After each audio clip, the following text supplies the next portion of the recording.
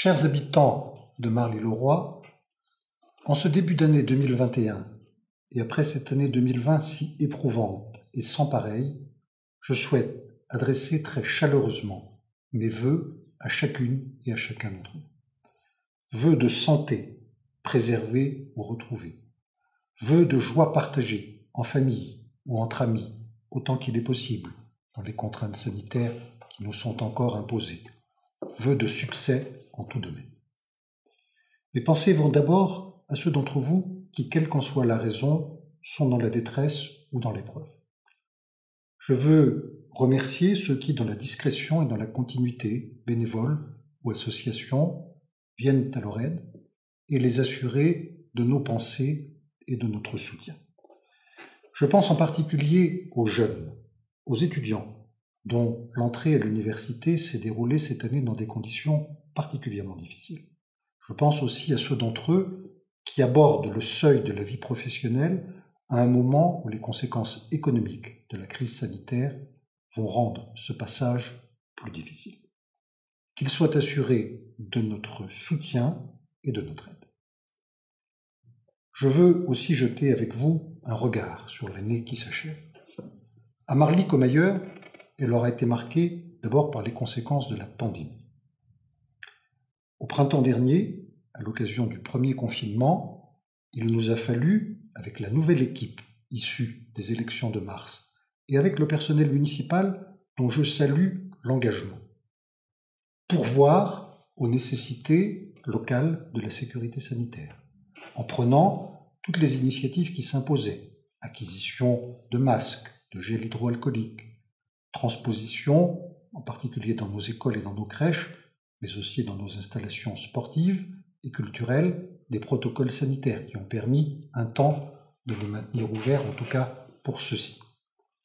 Et puis, je veux rendre hommage à tous ceux, personnels de santé, pompiers, policiers municipaux et nationaux, membres d'associations, bénévoles, enseignants, qui ont permis d'assurer la continuité de la vie quotidienne, mais aussi à ceux qui sont apparus à beaucoup alors comme très importants, alors qu'ils le sont à l'évidence à longueur d'année et de temps. Je pense aux éboueurs, aux caissiers et aux caissières dans nos magasins, l'hommage que mérite la contribution qui était la leur à rendre notre vie moins difficile dans cette période. En parallèle de cette adaptation à la situation sanitaire, de nombreux projets ont été menés à bien cette année. Je veux les rappeler brièvement. Achèvement de l'extension-rénovation du gymnase Schweitzer, avec l'aide de l'État et de la région. Achèvement des travaux de mise aux normes, d'embellissement et de meilleur équipement du restaurant du foyer Fontenelle pour nos aînés, avec là aussi l'appui de la région et du département. Nombreux travaux de voirie, notamment avec l'aide du département, place de l'Abreuvoir, mais aussi allée du Mississippi ou avenue Auguste Renoir. Déploiement continu d'un programme d'équipement en LED pour les lanternes de nos rues. 200 ont été installées cette année.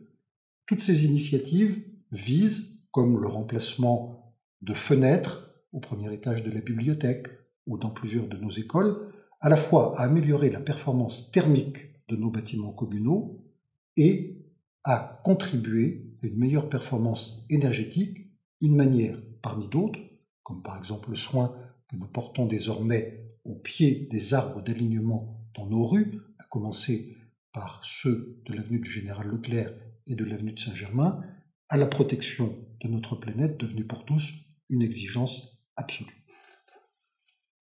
En parallèle, nous avons également mené à bien l'achèvement de la mise en accessibilité de la gare, avec l'entrée en service longtemps attendue des ascenseurs. Notre musée intercommunal, devenu musée du domaine royal de Marly, a été entièrement repensé, avec une muséographie entièrement renouvelée, une salle interactive de premier intérêt et l'acquisition récente, grâce à l'action de l'association des amis de ce musée, que je salue, de 2 œuvres de premier intérêt qui enrichissent nos collections. Nous avons aussi engagé plusieurs chantiers importants en application de notre projet pour les 6 années qui viennent. D'abord pour protéger Marly de la densification, avec l'engagement de la procédure de classement en site patrimonial remarquable du quartier de l'Abreuvoir et de celui du hameau de Montval, avec la signature, ces jours-ci, d'une convention avec l'établissement public foncier d'Île-de-France qui vise à enrichir la boîte à outils dont nous disposons pour protéger Marly de la densification et des convoitises souvent excessives de promoteurs. Et puis nous avons aussi créé un nouvel outil de démocratie participative appliquée, une commission extra-municipale environnement et urbanisme, ouverte aux associations, composée à la fois d'élus, de représentants des quartiers, et à laquelle seront désormais soumis, avant leur adoption, tout projet urbain significatif, qu'il soit d'initiative publique ou d'initiative privée. 2021 verra l'amplification de ces efforts, avec en particulier la réactivation de nos conseils de quartier qui seront dotés pour la première fois, et c'est important, d'un budget participatif, et avec la création, à laquelle je suis personnellement très attaché, d'une université citoyenne dotée d'un conseil scientifique composé de personnalités nationales et locales qui alternera conférences et témoignages sur les grandes thématiques de l'action publique locale dès que les circonstances sanitaires permettront de l'activer. Il s'agit dans tous les cas de renforcer l'esprit civique dans notre ville. Notre prochain budget devra naturellement tenir compte des incertitudes qui demeurent. Je pense à celles qui pèsent sur nos commerces, et en particulier sur nos bars et restaurants, toujours fermés, ou sur nos associations culturelles et sportives. Pour les uns comme pour les autres, nous avons pris en 2020 des mesures d'allègement de charges et de soutien que nous adapterons et prolongerons au besoin en 2021. Ce budget sera marqué d'ores et déjà par la recherche de la maîtrise absolue des dépenses de fonctionnement. Nous chercherons aussi à tirer le meilleur pour Marly du plan de relance tel que l'État le prépare, au service de l'entretien de notre patrimoine communal, de sa mise en valeur et de l'attractivité de notre ville.